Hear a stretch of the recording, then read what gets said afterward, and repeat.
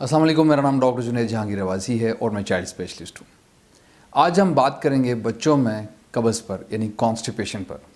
उसमें हम उन तमाम महरक़ात पर बात करेंगे जो बच्चों में कब्ज़ का बाइस बनते हैं, और हम आपको बताएंगे कि कब्ज़ का बच्चों में आपने कैसे उसके साथ निबर्द आज़मा होना है और बच्चों में कब्ज़ होती क्यों है। जो छोटे बच्चों से स्टार्ट करते हैं, जो छोटे बच्चे होते हैं, जैसे जो 1 माह से छोटे बच्चे हैं, अक्सर लोग हमारे पास आते हैं, कहते हैं कि जी मेरे बच्चे को कॉन्स्टिपेशन है। जब हम उनसे पूछते हैं कि कॉन्स्टिपेशन कैसे है, किस तरह की है, तो वो कहते हैं कि जी बच्चा चौथे दिन या 5वें दिन स्टूल पास करता है। फिर मैं उनसे पूछता हूँ कि क्या वो स्टूल सख्त होता है, क्या वो बहुत मुश्किल से करता है, पत्थर की तरह होता है। तो वो कहते हैं कि नहीं, सख्त नहीं होता, मुश्किल से पास नहीं करता, पत्थर की तरह नहीं है, बड़े करते हुए कोई तकलीफ़ नहीं है, लेकिन बस चौथे या 5वें दिन वो स्टूल करता है। तो तमाम सुनने वाले ये बात समझें कि अगर 1 माह से छोटा बच्चा है और वो जस्ट चौथे या 5वें दिन स्टूल पास करता है, लेकिन स्टूल बहुत सख्त नहीं है, उसे मुश्किल पेश नहीं आ रही स्टूल करते हुए, कंसिस्टेंसी स्टूल की ठीक है, और वो बच्चा फीड भी ठीक ले रहा है, उसका टमी सॉफ्ट है, टमी हार्ड नहीं है, कोई वॉमिटिंग नहीं है, यानी अदरवाइज़ बच्चा ठीक है, तो वो कोई इतनी परेशानी वाली बात नहीं है। आप उसको बग़ैर दवाई दिए भी मैनेज कर सकते हैं और उसमें परेशान होने की ज़रूरत नहीं है।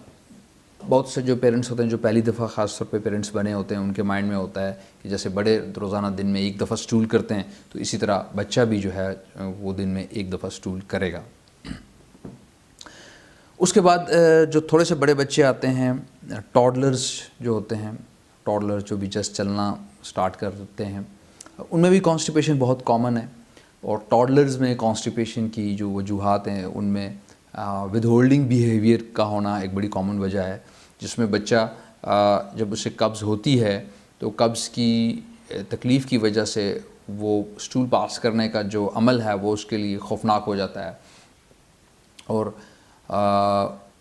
जब एक दफ़ा उसे तकलीफ़ के साथ स्टूल पास करना पड़ता है, तो अगले दफ़ा वो कोशिश करता है कि वो स्टूल पास ही ना करे और वो विदहोल्ड करना शुरू कर देता है। अक्सर देखा जाता है कि बच्चा किसी चारपाई को पकड़ के या किसी टेबल को पकड़ के या किसी बेड को पकड़ कर खड़ा हो जाता है और ऐसे ज़ोर देना शुरू हो जाता है।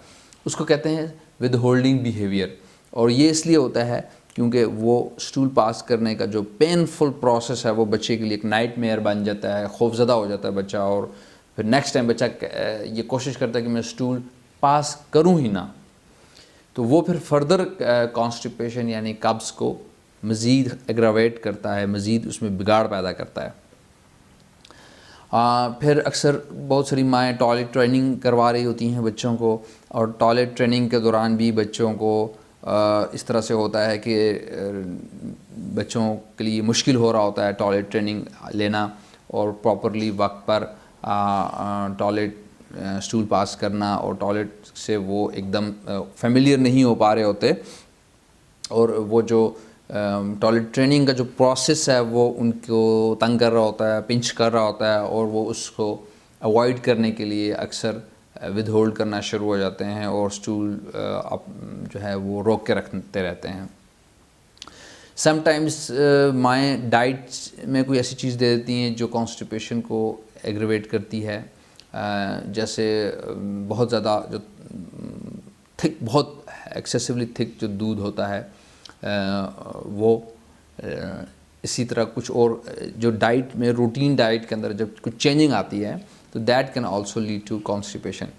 बहुत सारी माएँ फिर इस तरह करती हैं कि दूध को पतला करना शुरू कर देती हैं और उसमें पानी डालना शुरू कर देती हैं ताकि कॉन्स्टिपेशन ना हो सके। तो मैं तमाम सुनने वालों से कहूँगा कि दूध को पतला करने की आपको ज़रूरत नहीं है, जो नॉर्मल दूध है उसको उतना ही रहने दें। अगर आप कोई बफालो मिल्क यूज़ कर रहे हैं, आप उसमें ऑलिव ऑयल यानी जैतून का तेल उसमें ऐड कर सकते हैं, उससे उसकी जो वो कॉन्स्टिपेशन नहीं करवाएगा। लाइक एक छोटा फीडर है तो आप आधी चम्मच डाल दें, बड़ा फीडर है तो आप 1 चम्मच डाल सकते हैं। जैतून का तेल जो है वो एक कुदरती तौर पर एक ऐसी चीज़ है जो बच्चे में कॉन्स्टिपेशन को रिलीव करवाती है, और آپ لوگ خاص طور پر یہ بات ذہن میں رکھ لیں کہ اگر کوئی ماں باٹل فیڈ بنا رہی ہے، ڈبے کا دودھ استعمال کر رہی ہے، تو جتنے آؤنس پانی ڈالے اتنے ہی آؤنس جتنے آؤنس وہ پانی رکھے اتنے چمچ وہ دودھ کے ڈالے. لیٹ سپوز اگر 3 آؤنس پانی رکھے جا رہے ہیں تو 3 چمچ ڈالیں. اگر 4 آؤنس پانی رکھ رہی ہیں آپ تو 4 چمچ ڈالیں گے. اگر 2 آؤنس پانی ہے تو 2 چمچ ڈالیں گے.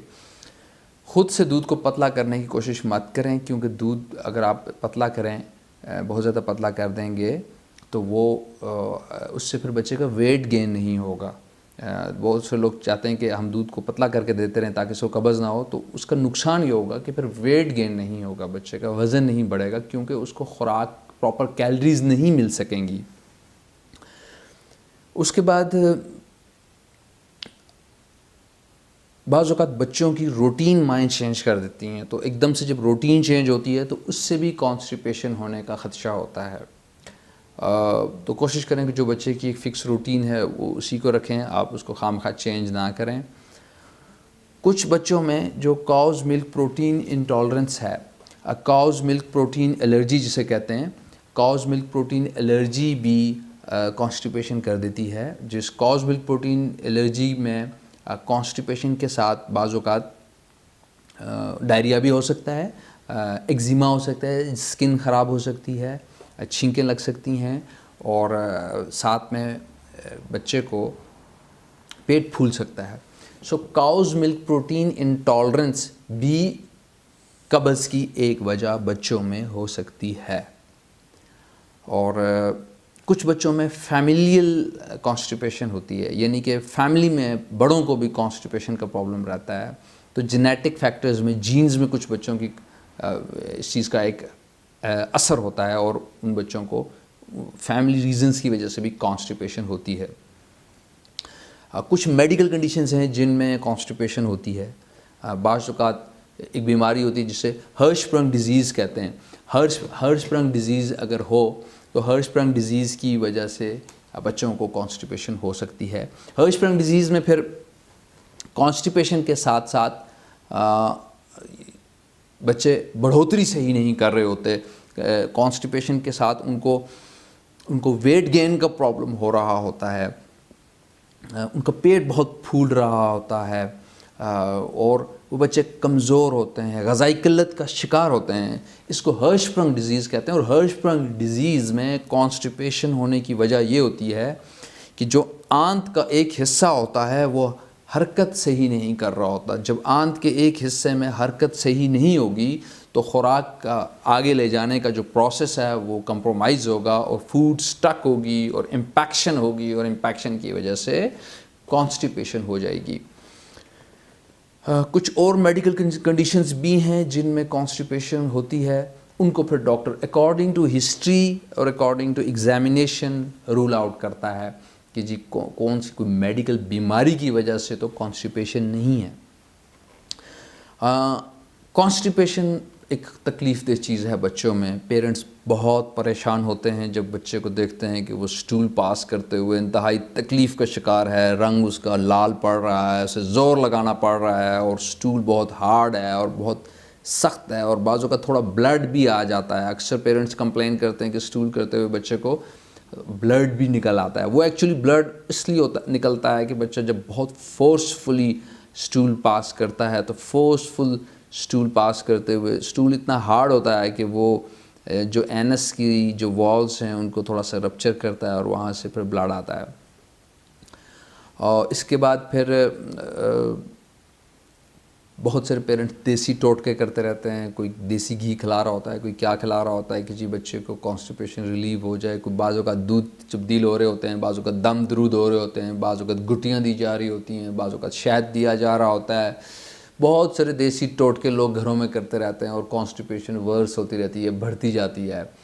تو میں تمام سننے والوں سے یہ کہوں گا کہ اگر آپ کے بچے کو قبض ہے تو قبض کی پراپر ایویلیویشن کروائیں. آپ کے بچے کو قبض کیوں ہے؟ What is the actual cause of constipation? This is very important. بہت ساری مائیں بچے کو صرف دودھ دے رہی ہوتی ہیں، اس کو ٹھوس غذا نہیں دے رہی ہوتی، اور ٹھوس غذا کم کھانے کی وجہ سے اور دودھ زیادہ پینے کی وجہ سے بھی بچوں کو کانسٹیپیشن ہو جاتی ہے.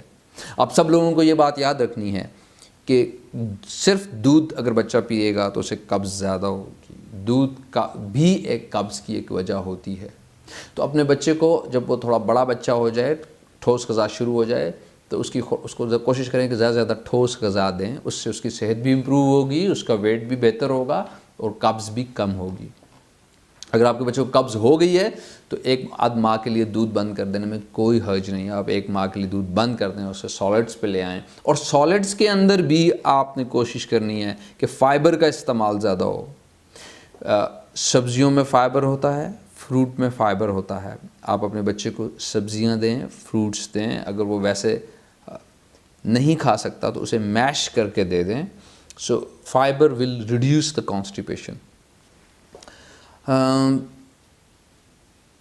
اکثر لوگ ٹوٹکے کرتے ہیں کانسٹیپیشن کے لیے، میں آپ کو یہ بتانا چاہتا ہوں کہ اگر آپ نے گھر میں کچھ کرنا ہی ہے without medication, without going to doctor, کچھ ایسا چیز کرنا چاہ رہے ہیں گھر میں جس سے کانسٹیپیشن بچے کی ریلیو ہو جائے، تو آپ اس کو نیم گرم پانی میں بٹھا دیں، بچے کو نیم گرم پانی کے اندر بٹھا دیں، کسی ٹب میں اس کو نیم گرم پانی لے لیں، اس میں بچے کو بٹھائیں، تاکہ اس طرح بٹھائیں کہ اس کی جو پوٹی کرنے والی جگہ ہے وہ نیم گرم پانی کے اندر رہے، تقریباً 15 منٹ تک صبح رہے اور 15 منٹ تک شام کو رہے، اس سے اس کو تھوڑا سا سوتنگ ایفیکٹ فیل ہوگا۔ کچھ جیلز ہوتی ہیں جو کہ ماں پوٹی کرنے سے 5 منٹ یا 10 منٹ پہلے پوٹی والی جگہ لگا سکتی ہے، اس سے پوٹی کرنے کے دوران جو تکلیف ہوتی ہے وہ کم ہو جائے گی، تو آپ ان جیلز کا استعمال بھی کر سکتے ہیں۔ اولیو آئل آپ ڈائٹ کے اندر رکھ سکتے ہیں، بچے کو ڈائریکٹلی ڈیلی پلا سکتے ہیں، اولیو آئل کانسٹیپیشن کو ریلیو کرتا ہے۔ اسفغول ہسک ہوتا ہے، جسے اسفغول کا چھلکا بھی لوگ کہتے ہیں، وہ آپ گھر میں رکھ سکتے ہیں، وہ آپ پانی میں ملا کے بچے کو دیں، وہ بھی قدرتی طور پر کانسٹیپیشن کو ریلیو کرے گا۔ اکثر لوگ ہمارے پاس آتے ہیں اور وہ کہتے ہیں کہ ڈاکٹر صاحب میں نے بہت ساری دوائیاں استعمال کی ہیں، میں اس ڈاکٹر کے پاس بھی گیا ہوں، اس ڈاکٹر کے پاس بھی گیا ہوں، یہ بھی دوائی لے لی، یہ بھی دوائی لے لی، بچے کی قبض ٹھیک نہیں ہو رہی۔ تو پھر میں ان کو چیک کرتا ہوں، بچوں کو ان کا پیٹ چیک کرتا ہوں، ان کی پوٹی والی جگہ دیکھتا ہوں، اور اکثر میں دیکھتا ہوں کہ پوٹی والی جگہ پہ اندر فشر بنا ہوتا ہے، جس کو اینل فشر کہتے ہیں، سادہ لفظوں میں پاخانے والی جگہ پہ زخم ہوتا ہے، جو کہ عام پیرنٹس کو نظر نہیں آتا۔ تو پھر ایٹ دیٹ ٹائم اس فشر کو ٹریٹ کرنا بڑا ضروری ہوتا ہے، کیونکہ اگر آپ فشر کو ٹریٹ نہیں کریں گے تو پھر قبض بھی ٹھیک نہیں ہوگی۔ فشر ٹھیک کرنے کے لیے وہی سٹس بات کروایا جاتے ہیں، نیم گرم پانی میں بچے کو بٹھایا جاتا ہے، جیل لگائی جاتی ہے، سٹول سافٹنر دیا جاتا ہے، کچھ اور میڈیکیشن دی جاتی ہے تاکہ اس کا فشر ہیل ہو۔ یاد رکھیں اینل فشر ایک بڑی پینفل کنڈیشن ہوتی ہے، اگر کسی بچے کو اس کے پاخانے والی جگہ پر فشر بن جائے تو وہ بہت تکلیف دہ عمل ہوتا ہے، اور تکلیف ویسے نہیں ہوتی، جب وہ پاخانہ کرتا ہے تو اس ٹائم اس کو بہت زیادہ تکلیف ہوتی ہے۔ کچھ بچوں میں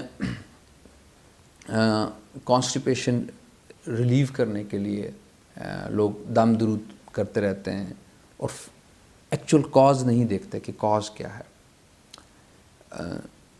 میرا تجربہ ہے کہ سم ٹائمز فزیکل امپیکشن اتنی زیادہ ہو رہی ہوتی ہے کہ سٹول دوائی بھی اثر نہیں کر رہی ہوتی۔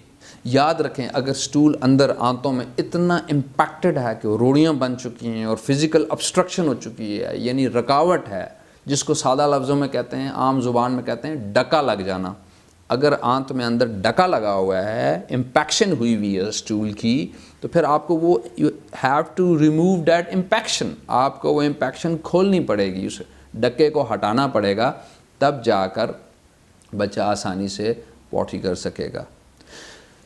پیرنٹس پوچھتے ہیں کہ اس امپیکشن کو کیسے ہٹانا ہے، ڈکے کو کیسے کھولنا ہے۔ اس کے لیے شربت نہیں ہے، اس کے لیے سیرپ کام نہیں کرے گا، اس کے لیے آپ کو سپوزٹری دینی پڑے گی، جو کہ ایک بتی نما چیز ہوتی ہے، جو پاخانے والی جگہ پر رکھ کر انگوٹھے سے اندر دبانی ہوتی ہے، اور اس سے ایک دم امپیکشن ڈکا کھل جاتا ہے۔ یا اگر سپوزٹری فیل ہو جائے تو پھر مائکرو انیما کرایا جاتا ہے۔ مائکرو انیما ایک خاص قسم کی دوائی ہے جو پاخانے کے راستے سے دی جاتی ہے، اور اس سے ایک دم امپیکشن کھلتی ہے اور آنت چالو ہو جاتی ہے۔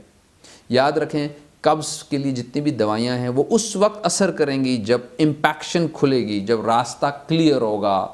جیسے اس کی مثال میں اس طرح دیتا ہوں کہ آپ خواتین گھر میں کچن میں برتن دھوتی ہیں تو ہر 2-3 دن بعد وہ سنک بلاک ہو جاتا ہے، پھر اس سنک کو وہ کلین کرتی ہیں تو سنک دوبارہ چل پڑتا ہے، پھر 2-3 دن بعد پھر سے اس کو کلین کرنا پڑتا ہے کیونکہ وہ کھانے پینے کی جب برتن چیزیں گرتی ہیں اس میں تو سنک بلاک ہوتا ہے. تو اٹس جسٹ لائک دس.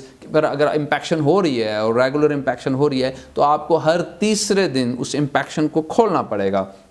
اس کے لیے یا آپ کو سپوزٹری یوز کرنی پڑے گی یا آپ کو مائکرو انیما یوز کرنا پڑے گا. قبض کے لیے بہت ساری دوائیاں بھی ہیں، شربت بھی ہیں جو کہ ڈاکٹر چائلڈ اسپیشلسٹ بچے کی عمر دیکھ کر اس کا وزن دیکھ کر پراپر مقدار میں ایڈوائز کرتا ہے. اس میں کچھ ایسی دوائیاں ہوتی ہیں جو آنتوں کی موٹیلیٹی کو بڑھاتی ہیں، کچھ ایسی ہوتی ہیں جو سٹول کو سافٹ کرتی ہیں، اور کچھ ایسی ہوتی ہیں جو قبض کشا ہوتی ہیں، یعنی ریلیو کرتی ہیں کانسٹیپیشن کو. سو خود سے دوائیوں کا استعمال پلیز مت کریں. آپ کا ڈاکٹر ہی آپ کو صحیح گائیڈ کر سکتا ہے کہ آپ کے بچے کو کانسٹیپیشن کیوں ہو رہی ہے، وجہ کیا ہے، اس کے لیے پراپر میڈیسن پراپر ڈوز میں کون سی ہونی چاہیے، اور کون کون سے ایسے گھر میں آپ میز لے سکتے ہیں جس سے آپ کے بچے کو آئندہ کے لیے کانسٹیپیشن نہ ہو.